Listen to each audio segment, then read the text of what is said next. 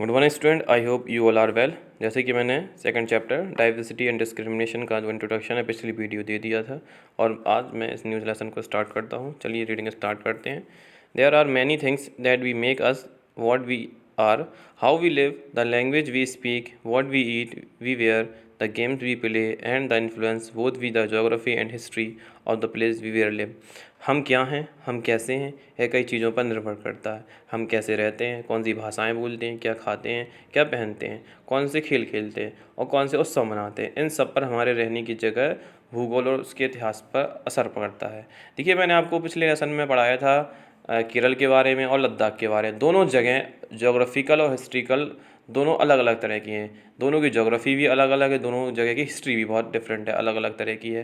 तो देखिए हमने भारत के एक नॉर्थ हिस्से को कंपेयर किया, साउथ के एक हिस्से से कंपेयर किया। दोनों में काफ़ी डाइवर्सिटीज़ है, दोनों में काफ़ी अंतर है। तो इसीलिए समझ लीजिए कि हमारे देश में कितनी विविधताएँ हैं। मैंने आपको उस लेसन में बताया था कि हमारे देश में हर 100 किलोमीटर लोगों के कल्चर, रिचुअल्स और ट्रेडिशनल बदल जाते हैं। वैसे ही हमारा देश जो है विविधताओं से भरा हुआ देश है।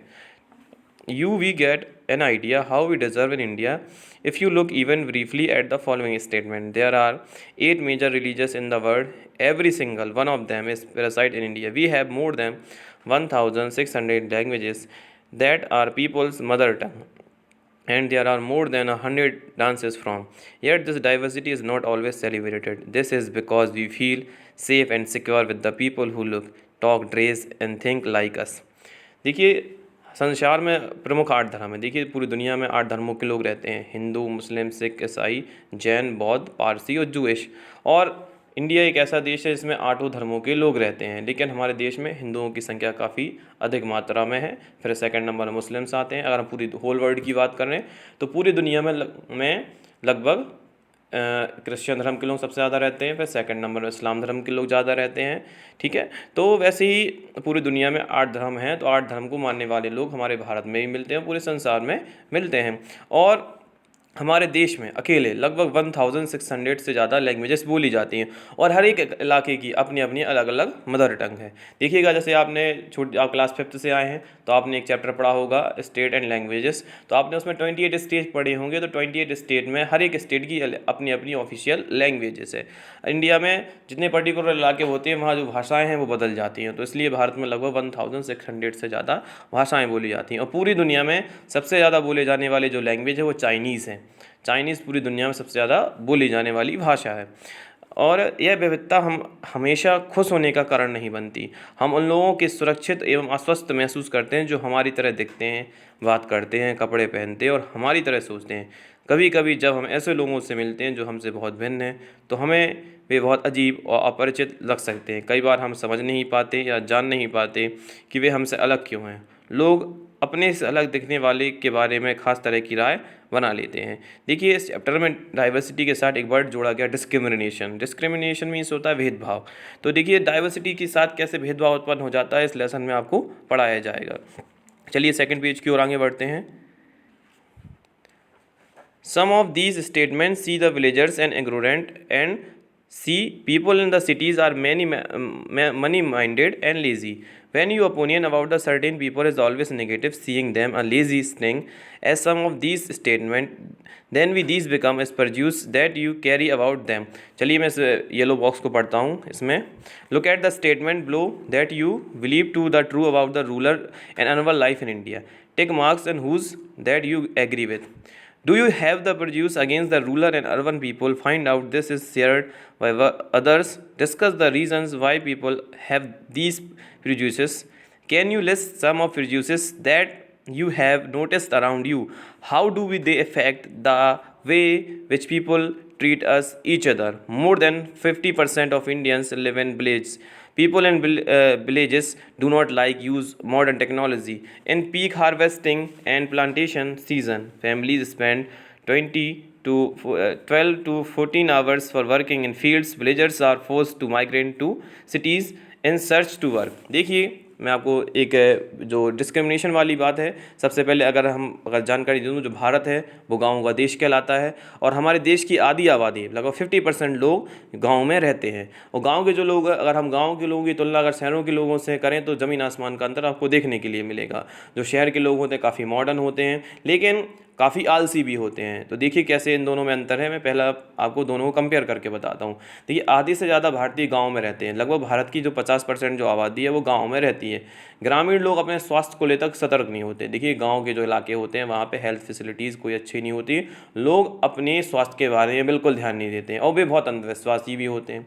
ज़्यादातर वो अंधविश्वासों पर ही निर्भर करते हैं। वो पहले तो क्योंकि वहाँ ऐसे इलाके अनडेवलप होते हैं, लोग कम पढ़े लिखे होते हैं। कम पढ़े लिखे हो जाने की वजह से वो अपने स्वास्थ्य पर भी अच्छी तरीके से ध्यान नहीं देते हैं। और यहाँ के जो ज़्यादातर लोग हैं वो कृषि या एग्रीकल्चर पे ही निर्भर रहते हैं। और एग्रीकल्चर उनके करने का जो तरीका है वो बिल्कुल बेहद पुराना है। वो ट्रेडिशनल ढंग से ही एग्रीकल्चर आज भी करते हैं।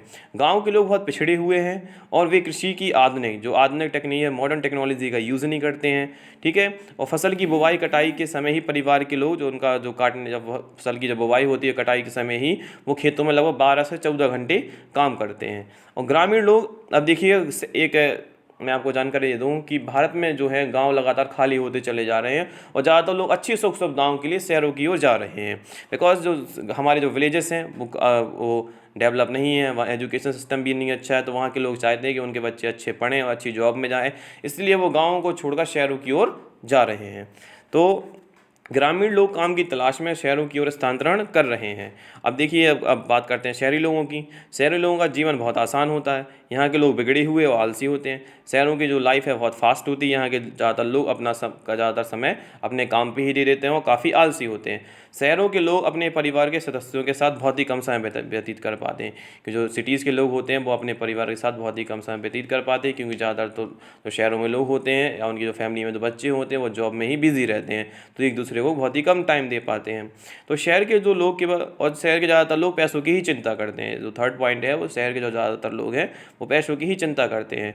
शहरों के लोगों पर भरोसा नहीं किया जा सकता, वे चालाक और भ्रष्ट होते हैं। मैं आपको बता दूँ, गाँव के लोग ना भ्रष्ट होते हैं ना ही चालाक होते हैं, बट शहरों के लोग ज़्यादा चालाक और भ्रष्ट होते हैं।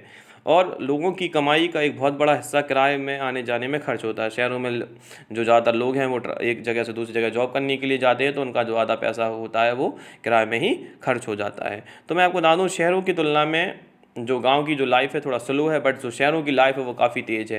क्योंकि हमारे जो शहर है, जो हमारा देश जब एक मॉडर्न टेक्नोलॉजी की ओर जा रहा है, तो हमारे शहर भी बहुत तेज़ी से मॉडर्न टेक्नोलॉजी की ओर जा रहे हैं। तो ऐसे में ज़्यादातर लोग जो गाँव में रहते हैं, तो एग्रीकल्चर में जो हमारे देश के लोग हैं, आज भी हमारे जो गांव वाले इलाके हैं वो ज़्यादातर लोग एग्रीकल्चर भी ट्रेडिशनल मेथड से करते हैं। तो आज भी हम लोगों ने ट्रेडिशनल मेथड से करने की वजह से आज भी हमने पैदावार में कोई ज़्यादा वृद्धि नहीं की है, इसलिए लोग अपनी खेती बाड़ी को छोड़कर शहरों की ओर आगे बढ़ रहे हैं। तो चलिए थोड़ा और आगे पढ़ते हैं। Some of this statement: Men see the villagers as ignorant and see the people in the cities and money-minded and lazy. When your opinion about the certain people is always negative, seeing them lazy and stinging as some of these statements, then these become as prejudice and that we carry about them. The prejudice means the judge for others people as negatively or see them as inferior. When we think that only one is particular way in the West right to way do things is often not respecting others. So who many is prefer to do things differently. For example, if you think English in the West language and other language are not important, but judging these other languages negatively, as a result, we might not respect people who speak languages other than English. We can is prejudiced about the many things people are religious belief and color of their skin, religion they come from, the sect they speak in the clothes they speak in the clothes they wear it. Often our prejudices about others are so strong what we do not want from the friendship with them. At times we may even act in ways that hurt them. देखिए, पहले से कोई राय बना लेना या उसे हम अपने दिमाग में बिठा लेते हैं। तो देखिए कि हम अपने दिमाग में पहले से एक ऐसी राय बना लेते हैं, तो और राय बनाने के बाद हमारे जो हम एक अगर एक हम जैसे दो लोग हैं और हम एक के बारे में अच्छा सोचते हैं, दूसरे के बारे में हम तुरंत बुरा सोचने लगते हैं। तो एक कोई चीज़ है तो हमारे माइंड में दो थिंग्स आती हैं, या तो नेगेटिव रहती है वो थिंग, या तो पॉजिटिव रहती है। तो ज़्यादातर यह राय नकारात्मक होती है। जैसा कि आपके कथनों में दिया गया है, लोगों का आलसी और चालाक या कंजूस मानना ही पूर्वाग्रह नहीं है। जब हम यह सोचने लगते हैं कि किसी को काम करने का कोई तरीका ही सबसे अच्छा है और सही है, तो हम अक्सर दूसरों की इज्जत कर पाते हैं, उसी काम को दूसरी तरह से करना पसंद करते हैं। उदाहरण के लिए अगर हम सोचें कि सबसे अच्छी लैंग्वेज इंग्लिश है, दूसरी भाषाओं का महत्वपूर्ण है नहीं, तो हम अन्य भाषाओं को बहुत नकारात्मक रूप से देखेंगे। परिणाम स्वरूप हम उन लोगों की शायद इज्जत नहीं कर पाएंगे जो इंग्लिश के अलावा अन्य भाषाएँ बोलते हैं। तो हम कई चीज़ों के बारे में पूर्वग्राही हो सकते हैं। लोगों के धार्मिक विश्वास, उनकी चमड़ी का रंग, जिस क्षेत्र से वे आते हैं, जिस तरह से वे बोलते हैं और जैसे कपड़े पहनते हैं इत्यादि, अक्सर दूसरों के बारे में बनाए गए हमारे पूर्वाग्रह इतने पक्के होते हैं कि हम उनसे दोस्ती नहीं करना चाहते। इस वजह से कई बार हमारा व्यवहार ऐसा होता है कि हम उन्हें दुख पहुंचा देते हैं। तो देखिएगा कि हम देखिए कैसे डाइवर्सिटी में डिस्क्रिमिनेशन पैदा हो गया, कैसे भेदभाव पैदा हो गया। चलिए आगे की ओर बढ़ते हैं और आपको समझाया जाएगा कि कैसे जो डाइवर्सिटी है कैसे उसमें डिस्क्रिमिनेशन पैदा हो जाता है, कैसे भेदभाव पैदा हो जाता है। Creating the stereotypes, all of us are familiar with the gender difference. What does the mean we boy and girl? Many of you would say we are born of boys and girls. It is a given. What there is think about let us in the case. समाज में लड़के और लड़कियों में कई तरह के भेदभाव किए जाते हैं। हम सभी इस भेदभाव से परिचित हैं। एक लड़का या लड़की होने का अर्थ है, आप में से कई लोग कहेंगे कि हम लड़के या लड़की की तरह जन्म लेते हैं, बस ऐसा ही होता है। इसमें सोचने वाली बात है। आइए देखते हैं क्या सच्चाई है। देखिए, मैं अपने देश के बारे में बता दूं कि हमारा जो देश है वो पुरुष प्रधान देश है, और जो महिलाएं हैं अभी भी हमारे देश में एक ज़माने में काफ़ी पीछे थी। महिलाओं को ना ही एजुकेशन की इतनी ज़्यादा आगे की ओर बढ़ाया जाता कि वो एजुकेटेड रहें, और उनके जो पुराने ज़माने में जो उनके पेरेंट्स थे उन्हें वो बच्चों को स्कूल नहीं भेजते थे। और मैं आपको जानकारी दे दूं कि जो आज से आप एशियन टाइम जाएंगे, जब आप हिस्ट्री में पढ़ेंगे तो एक वेद पढ़ेंगे, ऋग्वेद में लिखा था कि शूद्रों को और महिलाओं को शिक्षा का कोई अधिकार नहीं है। तो इसलिए महिलाओं को शिक्षा का अधिकार न होने की वजह से उनके पेरेंट्स उन्हें स्कूल में पढ़ाने के लिए नहीं भेजते थे। लेकिन हमारे देश में एक महान लेडी कहें या सावित्री बाई फुले, उन्होंने हिम्मत करी और देश में पहले महिला स्कूल की स्थापना करी। जब उन्होंने स्कूल खोला तो काफ़ी लोगों ने इस इलाके में विरोध किया, कई लोगों ने बहुत ज़्यादा परेशान किया, लेकिन वो हार नहीं मानी और देश के लिए उन्होंने पहला महिला स्कूल खोला। धीरे धीरे महिलाओं को एजुकेशन की ओर ले गई। आज देखिएगा, अगर पुरुष पायलट बनते हैं तो महिलाएं भी पायलट बनती हैं, अगर पुरुष आर्मी में ज्वाइन करते हैं तो महिलाएं भी आर्मी ज्वाइन करती हैं। आज जो महिला और पुरुष का जो बीच का भेदभाव है, जो उसका बीच का जो गैप है, वो धीरे धीरे कम होते चले जा रहा है। और बहुत सही बात है कि जो लड़का और लड़की है दोनों एक समान है, इनके बीच में कोई भेदभाव नहीं होना चाहिए। जो कठिन से कठिन काम बॉयज़ कर सकते हैं तो उस कठिन से कठिन काम को गर्ल्स भी कर सकती हैं। इन दोनों के बीच में कोई भेदभाव नहीं होना चाहिए। चलिए मैं इस चैप्टर को यहीं ख़त्म करता हूँ। Thank you.